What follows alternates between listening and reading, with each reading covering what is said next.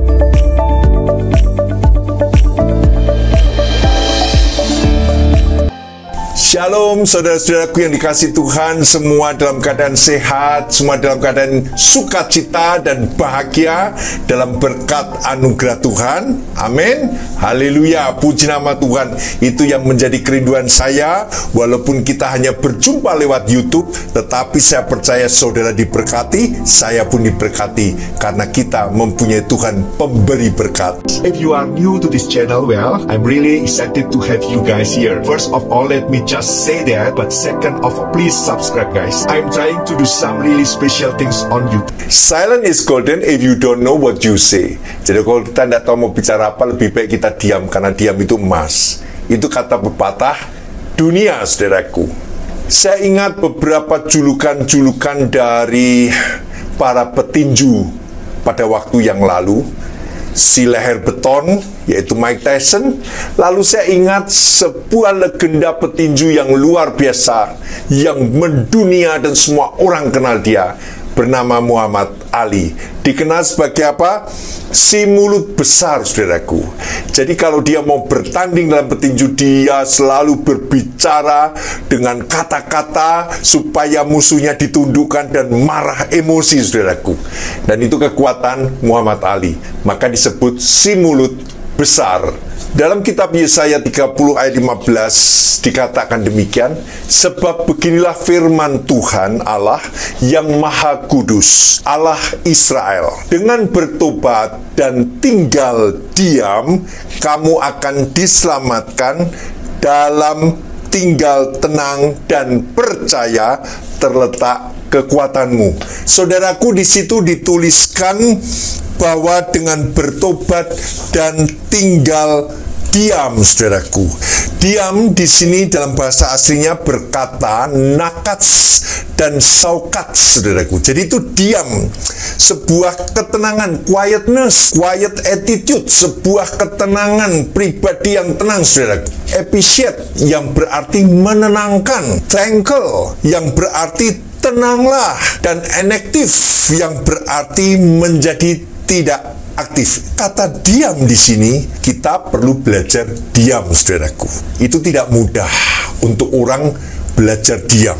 Terlebih lagi jika seseorang di dalam keadaan terpojok, seseorang di dalam keadaan terjepit, lalu dia hanya bisa punya senjatanya mulutnya untuk berbicara. Kalau harus diam itu tidak gampang, saudaraku. Dengan bertobat dan tinggal diam, kamu akan diselamatkan. Dalam tinggal tenang dan percaya terletak kekuatanmu.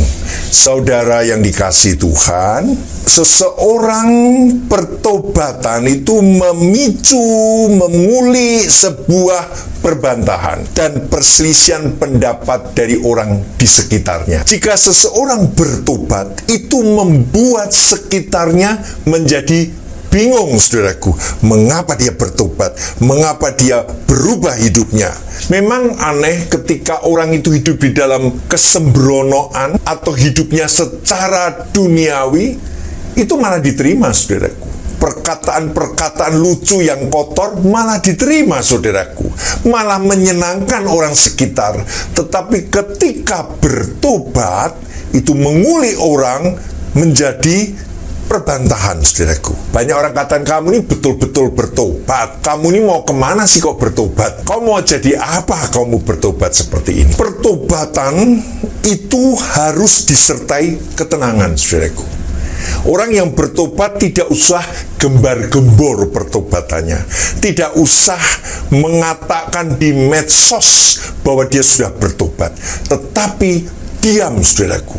Artinya dia belajar sungguh-sungguh memasuki sebuah hidup yang baru bersama dengan Tuhan, sesuai dengan firman Tuhan, dengan tinggal diam di dalam firman Tuhan. Saudaraku, oleh sebab itu kata diam, tinggal tenang dalam firman yang kita baca dari kitab Yesaya sebenarnya mengartikan yang nakats dan saukat tadi, saudaraku, itu mengartikan jangan panik, jangan gelisah, jangan rusuh, jangan kacau, jangan ribut, tetapi aman dan tenang, tentram, saudaraku. Jadi frasa tinggal tenang, frasa tinggal diam berarti tinggal dalam keadaan tidak gelisah, tidak kacau, bahkan dia tenang karena dia ada di dalam jalur yang benar.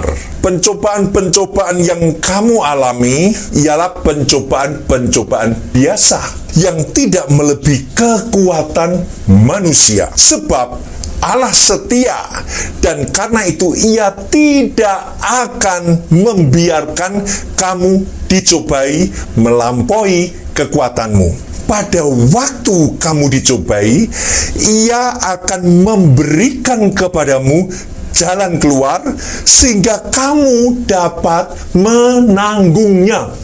Pencobaan itu berarti apa, saudaraku? Kalau kita baca di sini, pencobaan itu ada batasnya. Pencobaan itu kita dapat mengatasi. Pencobaan itu ada jalan keluarnya. Pencobaan itu ada penyelesaian. Pencobaan itu ada kesudahannya, ada akhirnya, saudaraku. Jadi bukan kita sepanjang hidup dicobai terus. Oleh sebab itu, saudaraku, pencobaan di mana setan mencobai manusia dirubah oleh Tuhan menjadi ujian iman.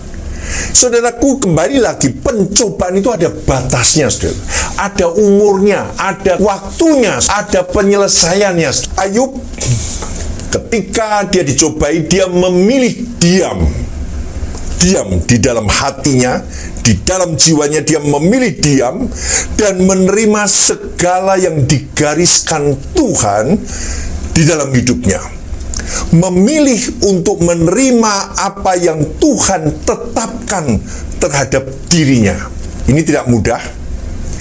Ketika pencobaan yang begitu berat datang sekaligus dalam hari-hari itu, saudara, mengalami pencobaan anaknya mati, pencobaan di mana kekayaannya habis, pencobaan tubuhnya sakit, pencobaan yang paling berat adalah rohaninya dicobai, saudaraku. Dan Ayub memilih diam.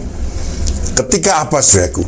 Ketika istrinya melihat Ayub sementara dengan sekeping beling untuk menggaruk-garuk badannya karena penyakit kulit sambil duduk di tengah-tengah abu. Lalu istrinya berkata, "Masihkah kamu bertekun dalam kesalehanmu? Kutuki Allahmu saja sehingga kamu mati." Saudaraku, perkataan datang dari orang terdekat, dari belahan jiwanya. Istrinya mengatakan, "Ngapain kamu tetap dalam keadaan saleh?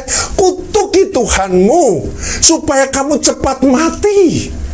Saudaraku, Ayub menjawab, "Engkau berbicara seperti perempuan gila. Apakah kita mau menerima yang baik dari Allah, tetapi tidak mau menerima yang buruk?" Dalam kesemuanya itu Ayub tidak berbuat dosa dengan bibirnya. Saudaraku, memang Tuhan tidak memberi yang buruk, tetapi Tuhan mengizinkan sesuatu yang buruk terjadi dalam hidupnya. Dan Ayub mengatakan, "Apakah kamu hanya mau menerima yang baik tapi tidak mau menerima keadaan yang buruk?" Kita sebagai orang Kristen justru mengalami hal ini. Keadaan yang buruk kita alami bukan supaya kita terpisah dari Tuhan. Bukan supaya kita mengutuki seperti apa yang dikatakan oleh istri Ayub. Tetapi Ayub memilih diam di dalam Tuhan karena dia bertanya terus, apa maksud Tuhan di dalam kejadian yang dia alami dalam hidupnya. Berapa lama Ayub dicobai? Ini yang menjadi pertanyaan kita, saudaraku. Berapa lama Ayub dicobai sampai kulitnya gatal, sampai dia menggaru-garu dengan beling, saudaraku. Habis semua hartanya, anaknya habis, dia duduk di abu. Berapa lama Ayub mengalami pencobaan itu?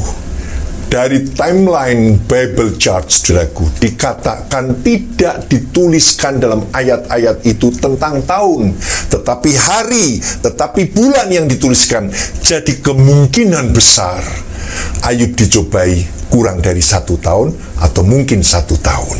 Saya menghitung dari jumlah kekayaan Ayub yang habis pada hari itu. Saya hitung semua dengan harga-harga sekarang dan saya rupiahkan.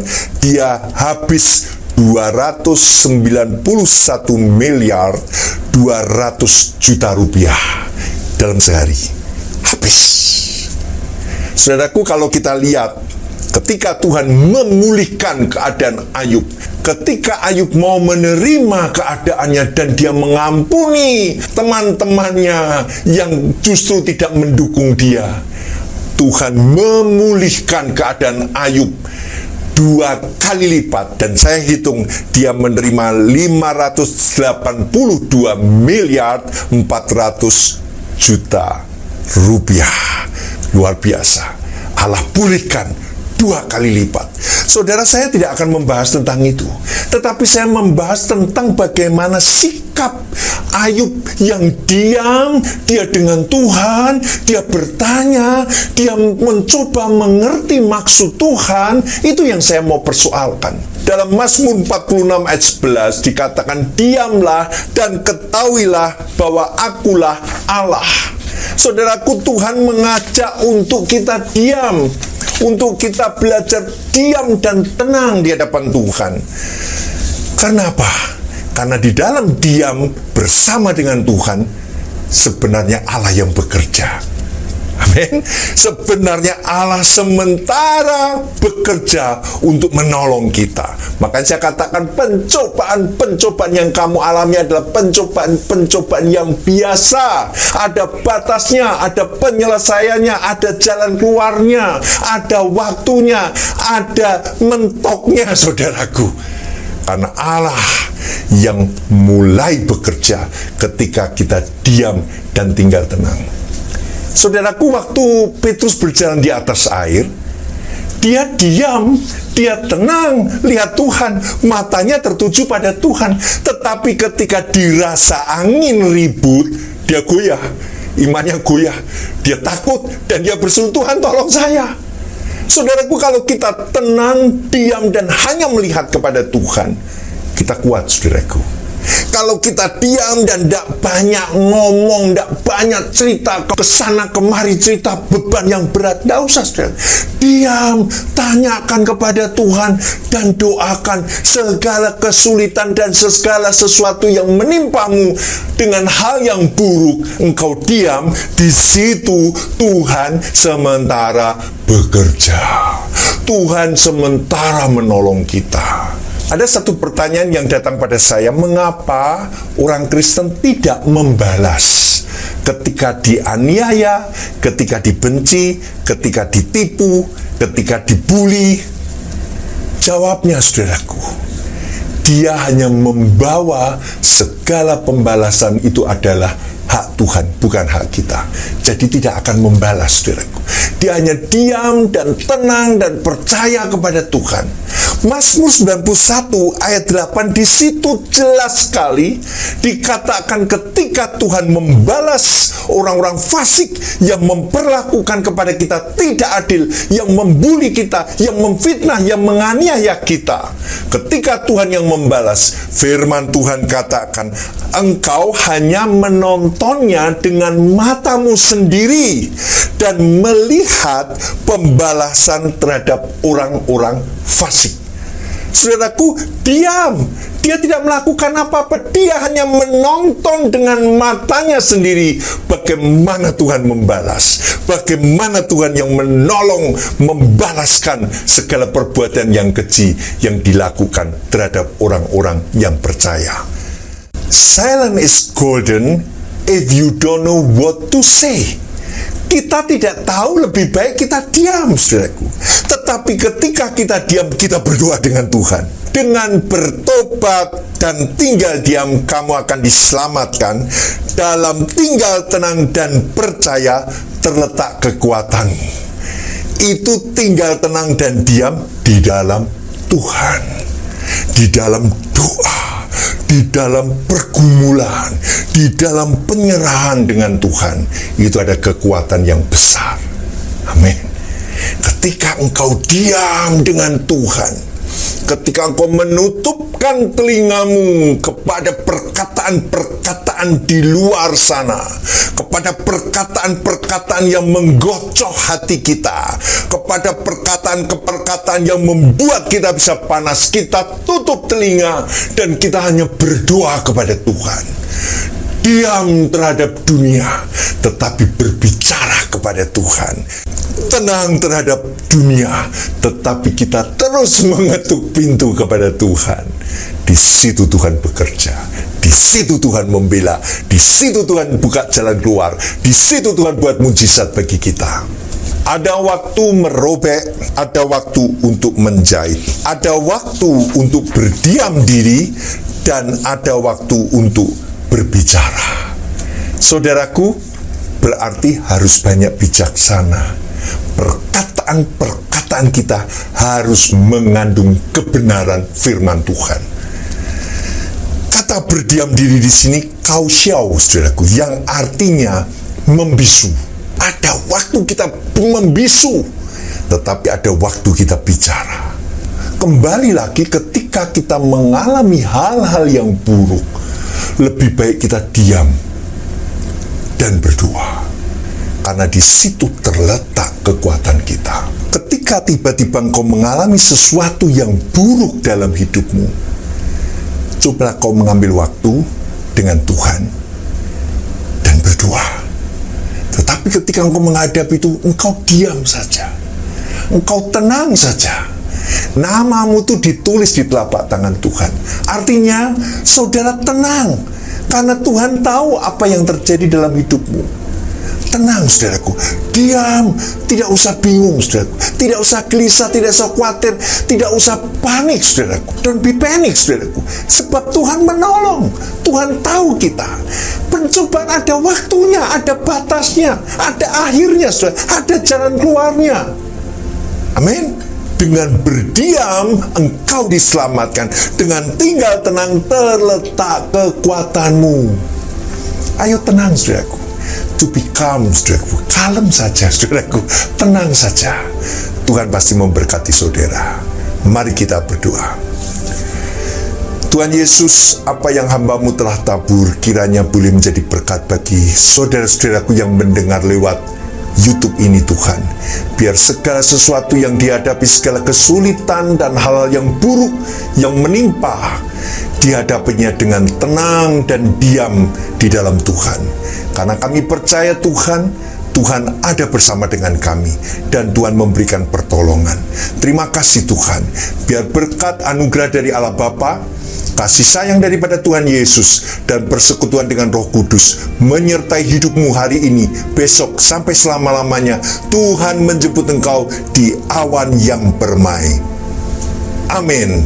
Tuhan memberkati engkau. Salam isi Injil, terus beritakan Injil sampai ke penjuru dunia, sampai ke pelosok-pelosok. Haleluya. Amin. Puji nama Tuhan.